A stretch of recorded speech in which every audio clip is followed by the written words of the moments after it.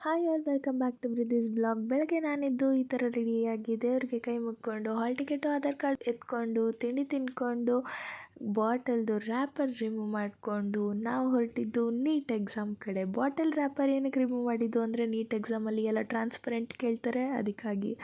And ಇದೇ ನಮ್ಮ centre. ನಾನು ರಿಜಿಸ್ಟರ್ ನಂಬರ್ ನೋಡಿಕೊಂಡು ಮತ್ತು ತಿಂಡಿ ತಿಂದ್ಕೊಂಡು ಹೋಗಿ ಎಕ್ಸಾಮ್ ಬರೆದ್ಬಿಟ್ಟು ನಾನು ಈ ಥರ ಬಂದೆ.